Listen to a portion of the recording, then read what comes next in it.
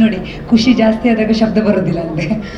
ಮೊತ್ತ ಮೊದಲಿಗೆ ಇಲ್ಲಿ ಬಂದಿರುವ ಎಲ್ಲ ಮಾಧ್ಯಮ ಮಿತ್ರರಿಗೆ ಕಾರ್ಯಕ್ರಮ ಸ್ವಲ್ಪ ತಡವಾಗಿ ಶುರುವಾಗಿದೆ, ಆದರೂ ನೀವು ತಾಳ್ಮೆಯಿಂದ ಕೂತು ಇವತ್ತು ನಮ್ಮನ್ನು ಪ್ರೋತ್ಸಾಹಿಸಲಿಕ್ಕೋಸ್ಕರ ಬಂದಿದ್ದೀರಿ. ಮೊತ್ತ ಮೊದಲಿಗೆ ಧನ್ಯವಾದಗಳು.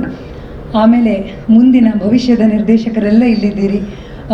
ತುಂಬ ವಿನೂತನ ಪ್ರಯತ್ನ ಇದು, ಈ ಲಾಂಚ್ ಮಾಡಿಸಿದ್ದು ಆ್ಯಂಡ್ ಮುಂದಿನ ಪ್ರೀಮಿಯರ್ ಶೋ ಕೂಡ ಖಂಡಿತ ಮರಿಲಿಕ್ಕೆ ಸಾಧ್ಯ ಇಲ್ಲ. ಅಂಥ ಒಂದು ಕ್ರಿಯೇಟಿವ್ ಟೀಮ್ ಅಂತ ಹೇಳ್ಬೋದು. ಅಂಥ ಕ್ರಿಯೇಟಿವ್ ಟೀಮ್ ಜುಗಲ್ಬಂದಿಯಲ್ಲಿ ನನಗೊಂದು ಪಾತ್ರ ಮಾಡಲು ಅವಕಾಶ ನೀಡಿದ ಡಿಂಡಿಮ ಸರಿಗೆ ನನ್ನ ಮತ್ತೊಮ್ಮೆ ಕೃತಜ್ಞತೆಗಳನ್ನು, ಧನ್ಯವಾದಗಳನ್ನು ತಿಳಿಸ್ತಾ ಇದ್ದೇನೆ.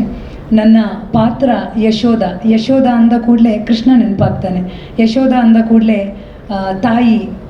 ತಾಯಿಯ ಪ್ರೀತಿ, ವಾತ್ಸಲ್ಯ, ಮಮತೆ ಎಲ್ಲವೂ ನೆನಪಾಗ್ತದೆ.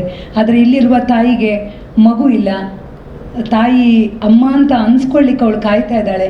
ಅಂಥ ಒಂದು ಪಾತ್ರ. ಕಾಂತಾರದ ಕಮಲ ಇನ್ನೊಂದು ರೇಂಜ್ ಆದರೆ ಇವಳು ಮತ್ತೊಂದು ಕಡೆ.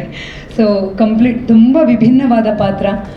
ಕಾಂತಾರ ಮತ್ತು ಜುಗಲ್ಬಂದಿ ಒಟ್ಟೊಟ್ಟಿಗೆ ನನಗೆ ಬಂದದ್ದು, ಎರಡು ಒಟ್ಟೊಟ್ಟಿಗೆ ಶೂಟಿಂಗ್ ಆದದ್ದು. ಜುಗಲ್ಬಂದಿಯನ್ನು ನಾನು ಮೊದಲಿಗೆ ಆರಿಸಿಕೊಂಡಿದ್ದೆ. ತುಂಬ ಖುಷಿ ಇದೆ. ತುಂಬ ವಿನೂತನ ಪಾತ್ರ, ತುಂಬ ಚಾಲೆಂಜಿಂಗ್ ಪಾತ್ರ. ಈ ಸಿನಿಮಾದಲ್ಲಿ ನಾನು ಇದ್ದೇನೆ ಅನ್ನೋದೇ ನನಗೊಂದು ಹೆಮ್ಮೆ ಇದೆ.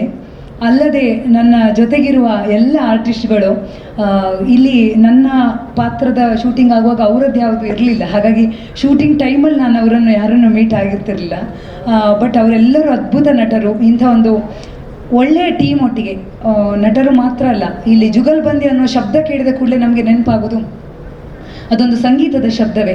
ಕರ್ನಾಟಿಕ್, ಹಿಂದೂಸ್ತಾನಿಯ ಜುಗಲ್ಬಂದಿ, ಯಾವುದೋ ಎರಡು ಇನ್ಸ್ಟ್ರೂಮೆಂಟ್ನ ಜುಗಲ್ಬಂದಿ. ಪ್ರತಿಯೊಂದು ಆರ್ಟಿಸ್ಟು ತನ್ನ ಒಂದು ಕಾಂಟ್ರಿಬ್ಯೂಷನ್, ತನ್ನ ಒಂದು ಪ್ರತಿಭೆಯನ್ನು ಅನಾವರಣಗೊಳಿಸ್ತಾ ಹಾರ್ಮೋನೈಸ್ ಆಗಿ ಇಬ್ಬರು ಕೂಡ ಬ್ಯಾಲೆನ್ಸ್ ಮಾಡ್ತಾ ಇಬ್ಬರು ಒಂದು ಜುಗಲ್ಬಂದಿ ಆಡುವಂಥದ್ದು.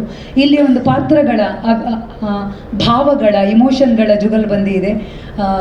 ಹಾಗಾಗಿ ಇಲ್ಲಿ ಸಂಗೀತಕ್ಕೆ ತುಂಬ ಪ್ರಾಧಾನ್ಯತೆ ಇದೆ ಅಂತ. ಸೊ ಪ್ರದ್ಯೋತನ್ ಅವರಿಗೆ ನಾನು ಖಂಡಿತ ಧನ್ಯವಾದ ಹೇಳಬೇಕು. ಅತ್ಯದ್ಭುತ ಮ್ಯೂಸಿಕ್ ಮಾಡಿದ್ದಾರೆ ಅವರು. ನಮ್ಮ ಆರ್ಟ್ ಡಿಪಾರ್ಟ್ಮೆಂಟ್ ಇರ್ಬೋದು, ತಿರುಪತಿ ಅವರು, ಮೇಕಪ್ ಇರ್ಬೋದು, ಪ್ರತಿಯೊಬ್ಬರು ಆಯಾಯ ಡಿಪಾರ್ಟ್ಮೆಂಟಲ್ಲಿ ತುಂಬ ಚೆಂದ ಕೆಲಸ ಮಾಡಿದ್ದಾರೆ. ಮತ್ತೊಮ್ಮೆ ನಿಮಗೆಲ್ಲರಿಗೂ ಧನ್ಯವಾದ ಹೇಳ್ತಾ, ಮಾರ್ಚ್ 1ರ